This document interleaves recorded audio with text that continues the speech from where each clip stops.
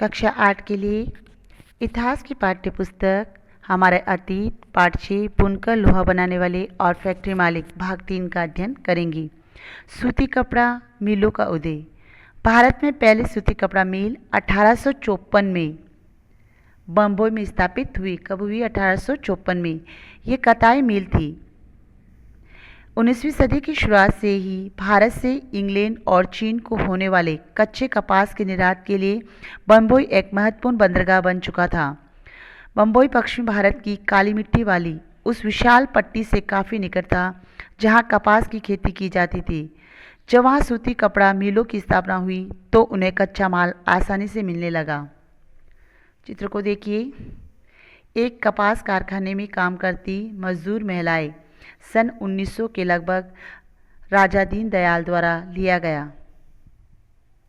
कताई विभाग में ज़्यादातर मजदूर महिलाएं होती थी जबकि बुनकर विभाग में ज़्यादातर पुरुष होते थे।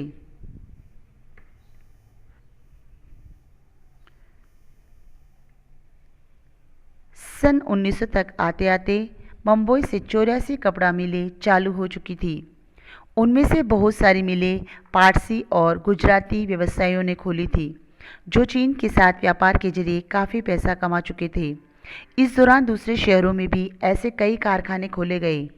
अहमदाबाद में पहला कारखाना 1861 में खुला। अगले ही साल संयुक्त प्रांत स्थित कानपुर में भी एक कारखाना खुल गया। सूती कपड़ा मिलों की बढ़ती संख्या के कारण मजदूरों की मांग भी बढ़ने लगी। हजारों गरीब काश्तकार, दस्तकार और खेतिहर कामगार कारखानों में काम करने के लिए शहरों की तरफ जाने लगे। प्रारंभिक कुछ दशकों के दौरान भारतीय कपड़ा कारखानों को बहुत सारी समस्याओं से जूझना पड़ा। सबसे पहली समस्या तो ये थी कि इस उद्योग को ब्रिटेन से आए सस्ते कपड़ों का मुकाबला करना पड़ता था। ज़्यादातर देशों में सरकारें आयातित वस्तुओं पर सीमा शुल्क लगाकर अपने देश में औद्योगिकरण को बढ़ावा देती थी। किसको बढ़ावा दे रही है? औद्योगिकरण को। इससे प्रतिस्पर्धा खत्म हो जाती थी और संबंधित देश के नवजात उद्योगों को संरक्षण मिलता था। परंतु औपनिवेशिक भारतीय सरकार ने स्थानीय उद्योगों को आमतौर पर इस तरह की सुरक्षा नहीं दी। लिहाजा भारत में औद्योगिक सूती वस्त्रोत्पादन की पहली बड़ी लहर प्रथम विश्व युद्ध के समय दिखाई दी, जब ब्रिटेन से आने वाले कपड़ों की मात्रा में काफ़ी कमी आ गई थी और सैनिक जरूरतों को पूरा करने के लिए भारतीय कारखानों से कपड़े का उत्पादन बढ़ाने की मांग की जाने लगी। टीपू सुल्तान की तलवार और वुटज स्टील। भारतीय इस्पात और लोहे धातु कला की कहानी हम टीपू सुल्तान के एक मशहूर किस्से से शुरू करते हैं। ये वही टीपू सुल्तान है जिन्होंने 1799 तक मैसूर पर शासन किया और अंग्रेजों से 4 लड़ाइयाँ लड़ी और हाथ में तलवार लिए लड़ते लड़ते मारे गए थे। टीपू की विश्वविख्यात तलवारें आज इंग्लैंड के संग्रहालयों की बहुमूल्य संपत्ति है। कहाँ की है? इंग्लैंड की। लेकिन क्या आप जानते हैं कि टीपू की तलवार इतनी खास क्यों थी? दरअसल इस तलवार की धार इतनी सख्त और पेनी थी कि वह दुश्मन के लोहे कवच को भी अपने आसानी से चीर सकती थी। इस तलवार में ये गुण कार्बन की अधिक मात्रा वाली वुटज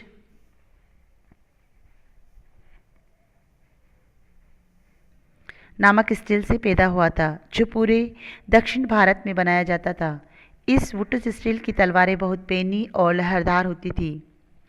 इनकी यह बनावट लोहे में गड़े कार्बन के बेहद सूक्ष्म कणों से पैदा होती थी। टीपू सुल्तान की मृत्यु के 1 साल बाद 1800 में मैसूर की यात्रा करने वाले फ्रांसिस बुकानन ने इस बात का ब्यौरा दिया है कि मैसूर की सैकड़ों प्रगलन भट्टियों में वुटज स्टील किस तरह बनाया जाता था। इन भट्टियों में लोहे को काट कोयले के साथ मिलाकर मिट्टी की छोटी छोटी हांडियों में रख दिया जाता था। किस में रखा जा रहा है? छोटी छोटी हांडियों में रखा जा रहा है। और इन भट्टियों में लोहे को काट कोयले के साथ मिलाते थे। काट कोयले के साथ मिलाकर छोटी छोटी हांडियों में रख दिया जाता था। तापमान के जटिल उतार चढ़ाव को नियंत्रित करते हुए प्रागलक इस्पात और सिल्लियाँ तैयार कर लेते थे जिनका न केवल भारत बल्कि पश्चिमी और मध्य एशिया में भी तलवार बनाने के लिए इस्तेमाल किया जाता था। वुटज असल में कन्नड़ शब्द का उक्कू, तेलुगु शब्द का हुक्कू और तमिल व मलयालम शब्द उरुक्कू यानी स्टील का ही बिगड़ा हुआ अंग्रेजी रूप है। भारतीय वुडस स्टील ने यूरोपीय वैज्ञानिकों को काफ़ी आकर्षित किया था। विश्वविख्यात वैज्ञानिक और बिजली व विद्युत चुंबकत्व का आविष्कार करने वाले माइकल फेराडे ने भारतीय वुडस स्टील की विशेषताओं का 4 साल तक अध्ययन किया, परंतु दक्षिण भारत में इतनी प्रचलित वुडस स्टील निर्माण प्रक्रिया 19वीं सदी के मध्य तक आते आते पूरी तरह लुप्त हो चुकी थी। क्या बता सकते हैं कि ऐसा क्यों हुआ होगा? भारत पर अंग्रेजों की जीत के साथ ही यहाँ का तलवार और हथियार उद्योग समाप्त हो गया और भारतीय कारीगरों द्वारा बनाए गए लोहे और इस्पात का स्थान इंग्लैंड से आए लोहे और इस्पात ने लिया। गांवों की उजड़ी भट्टियाँ। वुडस स्टील उत्पादन के लिए लोहे के परिशोधन की बेहद परिष्कृत तकनीक जरूरी थी, परंतु भारत में 19वीं सदी के अंत तक लोहे का प्रगलन एक सामान्य गतिविधि थी। खासतौर से बिहार और मध्य भारत के हरेक ज़िले में ऐसे प्रगालक कारगर थे जो लोहा बनाने के लिए लोहे अयस्क के स्थानीय भंडारों का इस्तेमाल करते थे। इसी लोहे से कारखानों में दैनिक इस्तेमाल के औजार और साधन बनाए जाते थे। ज़्यादातर भट्टियाँ मिट्टी और धूप में सुखाई गई ईंटों से बनी होती थी। प्रगलन का काम पुरुष करते थे, जबकि महिलाएं धोकनी चलाती थी। वे कोयले को लगातार दहकाने के लिए हवा फेंकती रहती थी। 19वीं सदी के अंत तक आते आते लोहे के प्रगलन का हुनूर खत्म होने लगा था। ज़्यादातर गांवों में भट्टियां ठंडी पड़ चुकी थी और लोहे का उत्पादन गिरता जा रहा था। ऐसा क्यों हुआ? इसकी एक वजह तो नए वन कानून ही थे, जिनके बारे में आप अध्याय 4 में पढ़ चुके हैं। जब औपनिवेशिक सरकार ने आरक्षित वनों में लोगों के प्रवेश पर पाबंदी लगा दी, तो लोहा बनाने वालों को कोयले के लिए भला लकड़ी कहाँ से मिलती और लोहे अयस्क भी वहाँ वे कहाँ से ला सकते थे? वे कानूनों को नज़रअंदाज करते हुए वे अक्सर चोरी छिपे जंगलों में जाकर लकड़ी इकट्ठा कर लाते थे, परंतु लंबे समय तक केवल इसी तरह अपना कारोबार जारी नहीं रख सकते थे। लिहाजा बहुत सारे कारीगरों ने यह पेशा छोड़ दिया और वे आजीविका के दूसरे साधन ढूंढने लगे। कुछ क्षेत्रों में सरकार ने जंगलों में आवाजाही की अनुमति दे दी थी, लेकिन प्रगालकों को अपनी प्रत्येक भट्टी के लिए वन विभाग को बहुत भारी कर चुकाना पड़ते थे, जिससे उनकी आय गिर जाती थी। 19वीं सदी के आखिर तक ब्रिटेन से लोहे और इस्पात का आयात भी होने लगा था। भारतीय लुहार भी घरेलू बर्तन व औजार आदि बनाने के लिए आयातित लोहे का इस्तेमाल करने लगे थे। इसकी वजह से स्थानीय प्रगल्भों द्वारा बनाए जा रहे लोहे की मांग कम होने लगी। 20वीं सदी की शुरुआत तक लोहा और इस्पात बनाने वाले कारीगरों के सामने एक नई चुनौती आ खड़ी हुई।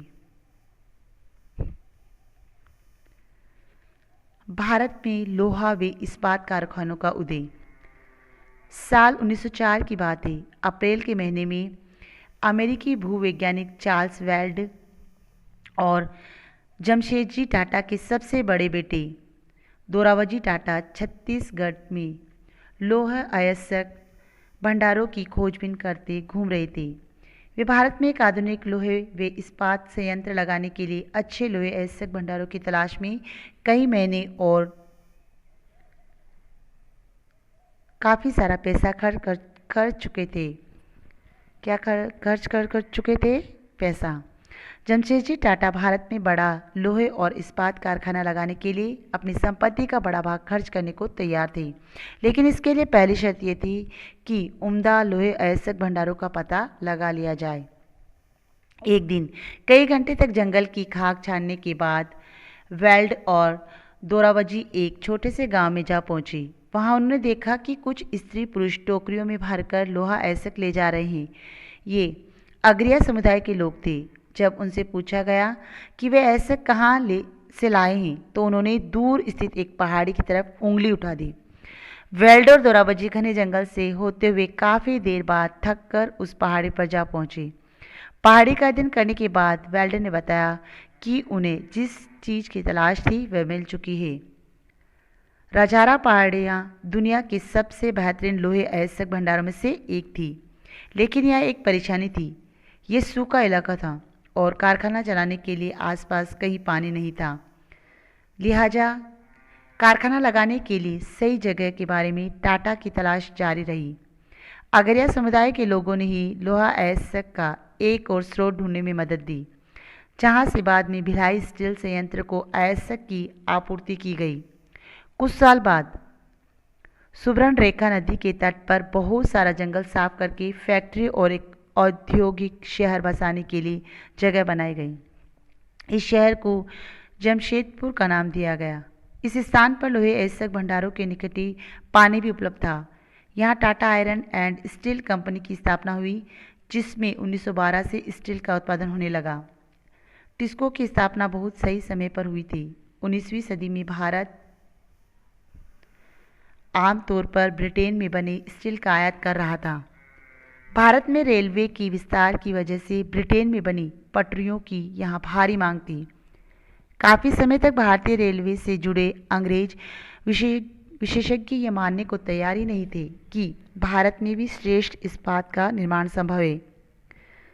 जब तक टिस्को की स्थापना हुई, हालात बदलने लगे थे। 1914 में पहला विश्व युद्ध शुरू हुआ। ब्रिटेन में बनने वाले इस्पात को यूरोप में युद्ध संबंधी आवश्यकताओं को पूरा करने के लिए झोंक दिया गया। इस तरह भारत आने वाले ब्रिटिश स्टील की मात्रा में भारी गिरावट आई और रेल की पटरियों के लिए भारतीय रेलवे टिस्को पर आश्रित हो गया। जब युद्ध लंबा खिंच गया तो टिस्को को युद्ध के लिए गोलों के खोल और रेलगाड़ियों के पहिए बनाने का काम भी सौंप दिया गया। 1919 तक स्थिति यह हो गई थी कि टिस्को में बनने वाले 90% इस्पात को औपनिवेशिक सरकार ही खरीद लेती थी। जैसे जैसे समय बीता, टिस्को समूचे ब्रिटिश साम्राज्य में इस्पात का सबसे बड़ा कारखाना बन चुका था।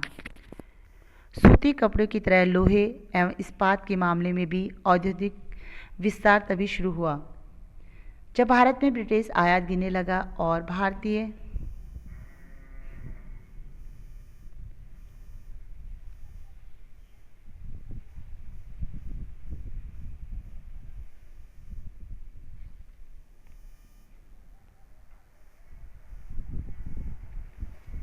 औद्योगिक वस्तुओं की मांग में इजाफा हुआ। ये बदलाव पहले विश्व युद्ध के दौरान और इसके बाद सामने आए।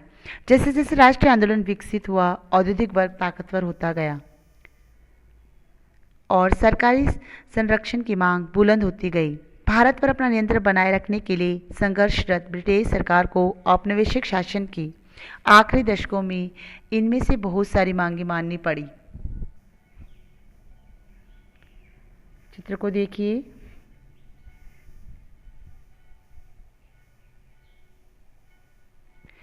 युद्ध की जरूरतों को पूरा करने के लिए टिस्को को अपनी क्षमता और फैक्ट्री का आकार बढ़ाना पड़ा। विस्तार का ये काम युद्ध के बाद भी चलता रहा। इस चित्र में नए विद्युत संयंत्र और बॉयलर संयंत्र बनाए जा रहे हैं।